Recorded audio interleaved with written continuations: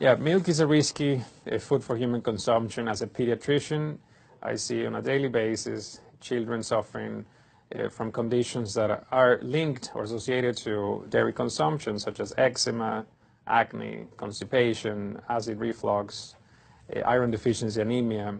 Cow's milk protein is the most allergenic food. People say, well, no, I want hormone-free, not injected with bovine growth hormone. But milk is this hormonal fluid, so it's just packed with sex hormones and natural sex steroid hormones like estrogen, progesterone. In fact, doesn't matter if it's conventional milk, doesn't matter if it's organic milk. Milk without hormones, that's an oxymoron. Organic dairy has just as much saturated fat and cholesterol and galactose and all the things that you don't want as conventional dairy. Dairy products in general have a lot of other products associated with it, not the least of which is pus.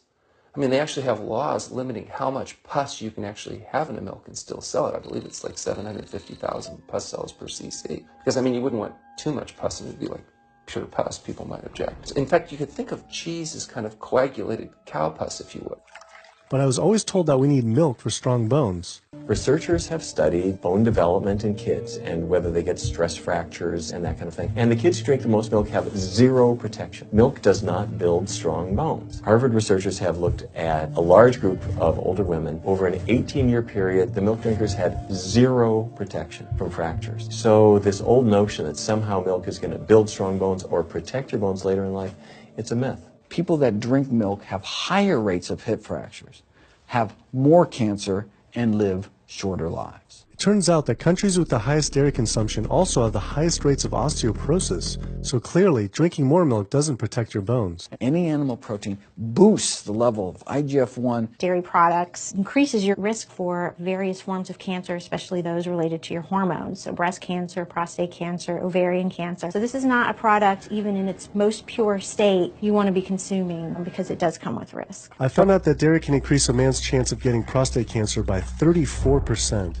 And for women who've had breast cancer, just one serving of whole dairy a day can increase their chance of dying from the disease 49%, and dying from anything 64%. Why weren't breast cancer sites like Susan G. Komen warning everyone about this? So we're wondering why you don't have a huge warning about the dangers of consuming dairy on your website when there's a direct link to breast cancer. There was a study published in the Journal of the National Cancer Institute that found out women consuming dairy who has had breast cancer increases their risk of dying of breast cancer 49%. I was wondering why it's not on your website.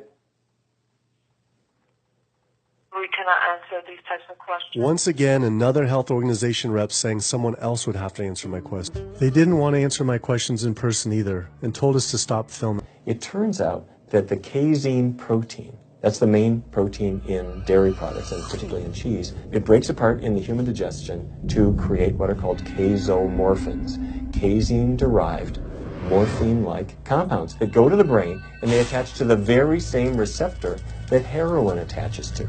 Don't get me wrong, they're not as strong as that, but they are strong enough to make you come back again and again and again, despite the fact that you're gaining weight, you're more unhealthy than you've ever been, but that cheese just calls out to people. Casomorphin may play a role in SIDS, and sudden infant death syndrome, may play a role in autism. This is one of the reasons why we don't want infants drinking milk from cows.